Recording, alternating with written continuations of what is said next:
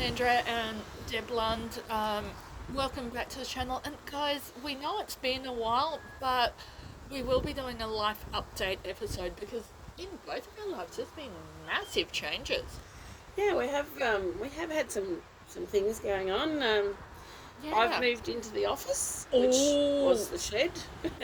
We'll So have I've to moved do in a there. whole episode on that one. Yes, yeah, it's been Um, pretty interesting. I've actually had last weekend. I actually wasn't building something or painting something, so it was good. so did you know what to do with yourself? No, it was kind of like, oh my goodness, like this feels weird. Like we've been doing it for a few months now. Yeah. So it's been very interesting, but it was good. It's been good to get into there, and it's taken a little bit of getting used to, but yeah, And it's good. so your colleague is no longer on his own desk. No, he's got his own corner desk. Nice. Nice. Now, oh, pardon me. And I'll do a life update episode as well because work's going well. Also, guys, when we get to 600 or 1,000 subscribers, you reckon, we will work out the logistics to do a live. Get ourselves into a studio and do Yeah. a live. Yeah, It'd have to be evening or weekend for both of us because, like, I've gone from not being busy to being too busy. yeah, and it takes a little while because it's been a while since you worked. How long is it now? 6 years. 6 years, so, and everyone tells me I didn't dodge a bullet, I dodged a nuke. I medically retired Christmas 2019. Oh, just before Just before lockdown times. Yeah, yeah. We've got to be careful because YouTube is still censoring that. Oh, okay. Mm. Wow. So lockdown times, I've just gone back 15 hours a week. We'll have to do and also guys, we didn't Yeah. do our homework. Have to do a episode about NDIS and work because NDIS is separate from income entitlements in Australia as well. Yes, yes. And from what I understand, So you've got that's all- participants who do work but have a package as well. Yes, yeah, absolutely, and you know, And the thing is, we've got to look at, we certainly went through the stage of them working in ADEs and being very much downpaid, so which ADEs is are basically for our international assisted sheltered disability, workers, yeah, right? assisted Disability. disability employment. It is. And they are being able to underpay them, aren't they? Because it keeps their pension. Yeah, but I mean, $2.50 an hour is hardly like, and I know that That won't I know even that. pay for a 7-Eleven cup of coffee. No, that's right. And look, I know they're packaging powder or pulling rags or doing something like that, and people might see that as not being a job, but I still consider I that a see job. that as a job. Yeah. I mean, you've got to get out of your bed. You've got to go to work. You've got to pack your lunch. You've got to, do all Organise those your things. So why transport. isn't that regarded as proper work? And some And of why the isn't it stuff, paid appropriately? and So, some of that stuff they're doing in reality is highly skilled. I know one of the facilities in Kingaroy packs Yes.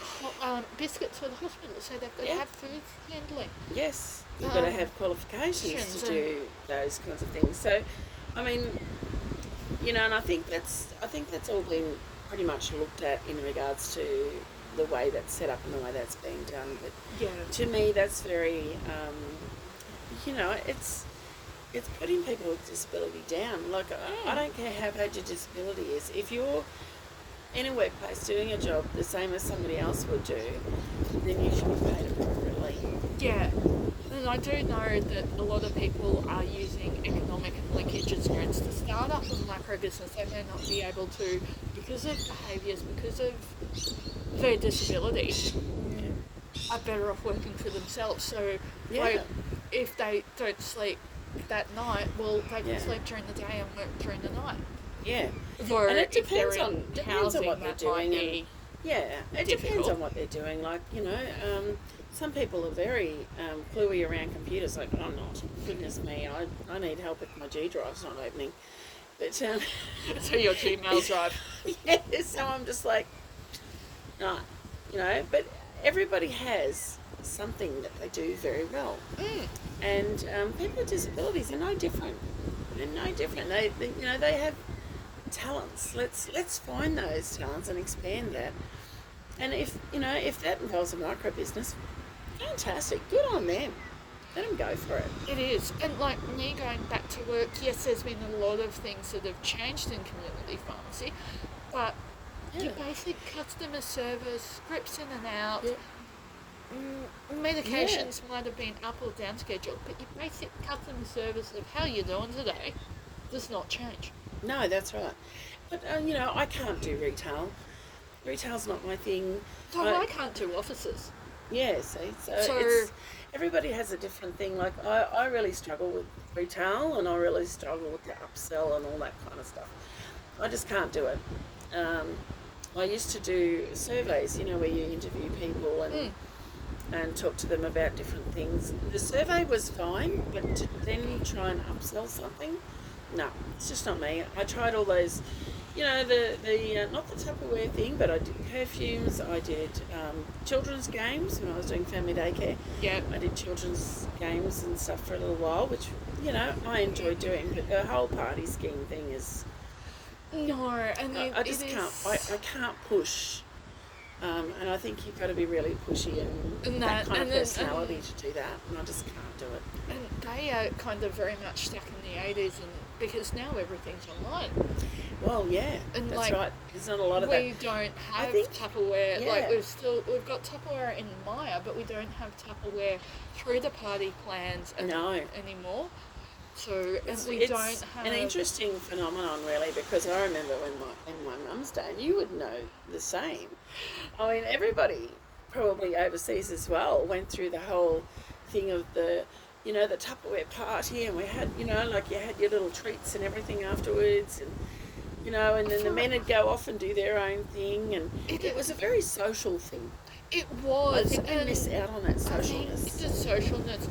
For us, it was more body shop with the teenagers and the whole, when ethical, cruelty-free was just starting to become a thing as well. Yes, But no, I was lucky to go straight into an office traineeship after school because I was recovering, didn't have to work, got rejected for DSP, went, okay, I'm going to have to work like everyone else.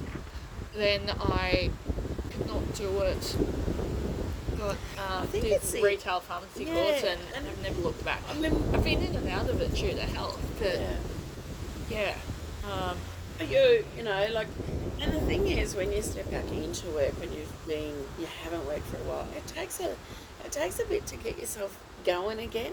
Yeah, and I've got to say, my colleagues and my line manager, because of working together and where we live, being a very small town, we knew each other very well. And she's like, okay, how many hours do you want? And I'm doing the minimum I can do under their contracts, but I will look at that. I'll look at the finances, what I can do. Look at your health, look at how the tiredness is going. And because how you're coping with it.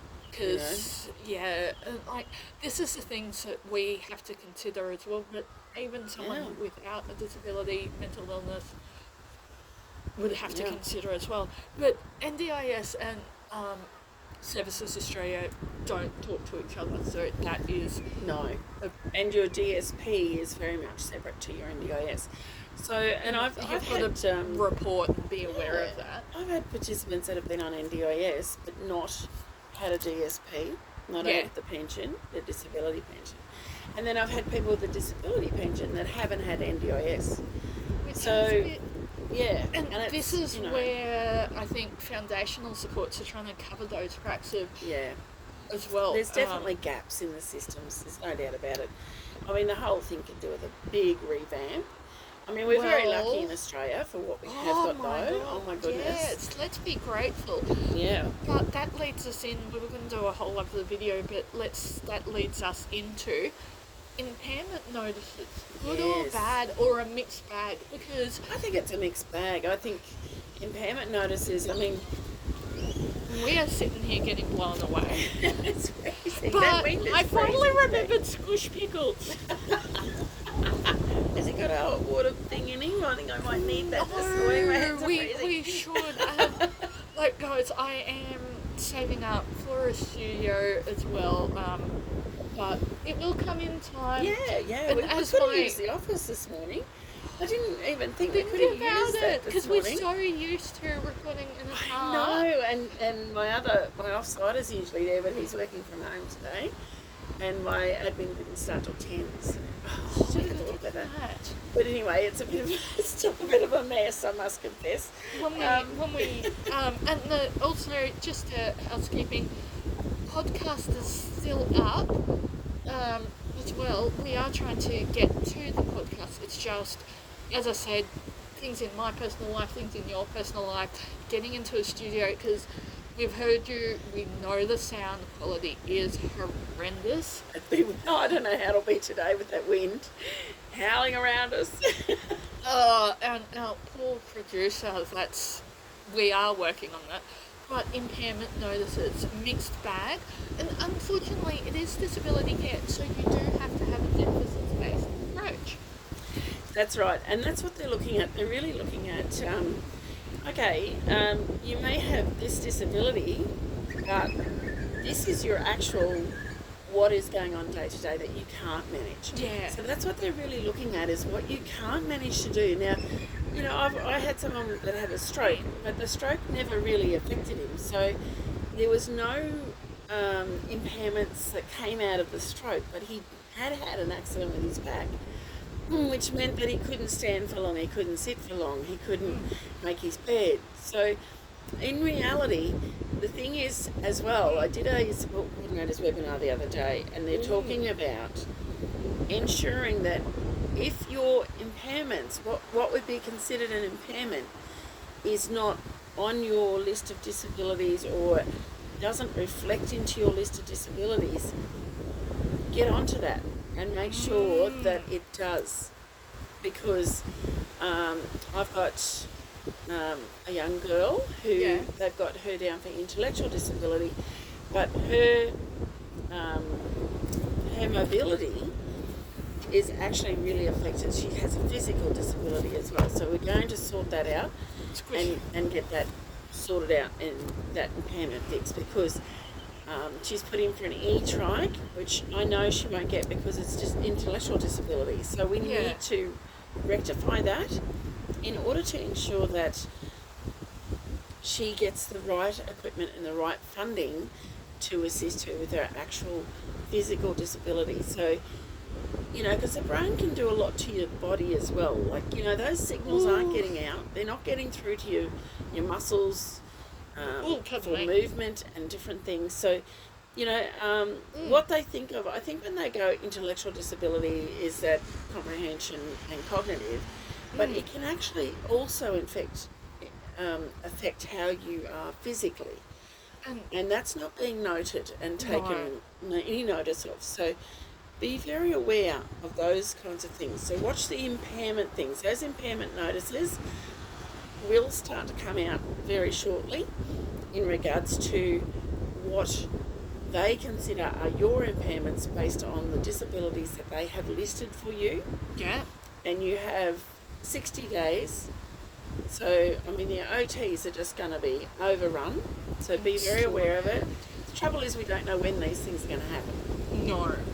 And so that's the thing. And be aware of your dates, or like myself, if you're like, oh, it's Thursday, I'm not working. Hey, do you want to record? Which is literally what happened this morning. Have someone in your life that is aware of the dates, whether it's a support coordinator, whether it's I, as I said, didn't do our homework, but also we had a comment of what is the difference between a safety plan and a plan of an international viewer as well. So a safety plan is basically if you're in SIL, STDA, and you have the capacity ILO, you live by yourself. Independent living options is if something goes wrong, if you have a psychosocial disability, you're spiralling, who do you bring? That's right. Have a list of people that you can go to, and you know that is your go-to of what to do. And it also might also be your routine each day. Yeah. that might change each week if you're working a casual job, if you're at a day centre, if you don't have the capacity to, because of noise, sensory issues, you're a one-on-one in community. That is where the safety plan comes in. It also might be, can I be brutal, common sense of having knives in a high cupboard, but if you've got two participants in a cell who are higher functioning enough that they're like, hey, I'm just making my lunch, and then like, okay, yeah, and then you just check that the knives are back in that high cupboard, fair enough. But that could be classed as a restricted practice though, because you're effectively you're removing them being able to be easily used by somebody else. Yeah. So you've got to be very careful with what you do. Yeah. Especially in still which is supported ILOs. independent living. Yeah. So basically, old language is a group home, but they're not as restrictive as the group home. It's in Australia. Our best framework that we work under is person-centred care. And yes, if you're in a cell, you're going to have to work together to get three people. It's the same as anybody else living together though. Same as, like the teenagers move out of home and all camp together in a unit. It's the same, pretty much the same principle, is that we've got people coming together that haven't lived together before, and everybody's got little habits and little things that they do. And like going to the fridge at 3 o'clock in the morning? Well, that's, or making noise at 2 o'clock in the morning or whatever. So you need to work through those things. The thing with supported independent living is a support worker there with you. Yeah. And that makes it a bit easier. And generally, if you're at home, there's someone I didn't there. bring my water, actually. Oh, mine hasn't been touched. Oh, okay. As well. So, yeah. Now, also, so we might leave it there. We'll see us on the other side. And guys, if you can please like, share, subscribe, comment. It really does help the channel. We'd love to build this up as a resource. And look, we're not criticising support workers and organisations on the ground. We know you're doing your damnedest, but we're trying to get the correct information out there because there's so many people, and this will lead into, like, we're going to have a break, go into the sun, warm up, and lead into our next one of media literacy, because that's becoming a whole other ballgame in disability as well, with and as deep AI fakes comes and stuff through as well, it's going to affect what's happening in disability services as well. So it's a whole thing. And scamming. Scammers, oh my goodness, they are doing all kinds of things. I had a participant rung up and they pretended they were the NDIS. Really? Yeah. Oh, that's a And whole it was like, other and they level. told them that I was no longer their support coordinator and all the rest of it, and it was like, what the hell? Like, and this is why we have our list, and it is growing. I'm up to 7 people that you should be brutally honest with, and I have an unusual habit of being a bit too honest. It should be law enforcement, your support coordinator, your support workers, your medical professionals, your parentals, your siblings, your doctor, your pharmacist. So it keeps growing, and like, I'm a fan of Dr. Jordan Peterson, who says tell the truth, or at least do not lie. Well, the thing is, the truth doesn't change. No. If you lie, you have to remember what you said, who you said it to, and then, and it just becomes compounded and becomes bigger and bigger and bigger, and you will get caught out. You are better off to tell the truth or just shut up. And exactly, and there is a difference between white lie. We teach kids in Australia the difference between secrets and surprises. That white lie of covering up someone's birthday present, that's harmless. They're going to find it out, and that's going to make them happy. Yeah. Versus someone feeling a bit icky because you're keeping a secret where you should tell someone. Yeah. And that should be the same in disability. For an adult, please tell someone if you're not feeling right, and sometimes about a situation, and sometimes it might be your just perspective. a sixth sense sometimes, and I know people with disability are very good with their sixth sense, where they just get that feeling that something's not right, and that's, they need to bring it forward to somebody and say, I don't feel right about this, or I don't feel right about that person, or whether it be another person with a disability or a support worker or someone in the public. They need to let their support worker know, or their team leader know, so that they can, even if they can't actually implement something, they can keep an eye on that situation. Yeah. So, it just, to let that situation roll out and go, okay, you're out, If you're working in the NDIS, support worker, AIN, community nurse, document like your life depends on it. Yeah, absolutely. Because essentially, if it's not documented, it didn't happen. Yeah, and any documentation can be subpoenaed to court should something happen. And believe me, I mean, as support worker, support coordinator, service provider, whatever you are in that industry on that side, be aware that people, nominees, families, people with disabilities can turn on you very, very quickly if they think for 1 minute that, that's not appropriate, or that's not right, or whatever. They will spin around on you so fast. So you just have to be aware all the time, and all of those people have to work like they're on camera all the time, because everybody's got a camera now. Every phone is a camera. And you don't know whether they're recording you or they're filming you, or anything like that. Just be aware. Yeah, and the state we're in is a one-party consent system, so only one party needs to know that you're recording as well. I thought it was 2 here. Oh, okay, we'll have to do our homework on that one. 2 people needed to know. But yeah, so guys, we'll take a break, get some sun. And I don't know if that's going to help. I think it would be nice to be in a sunroom today with the glassed-in space with the sun against that and no wind. It's the wind. It is. Wind chill factor. So, media literacy, we'll see you on the other side. See you guys. Okay, bye.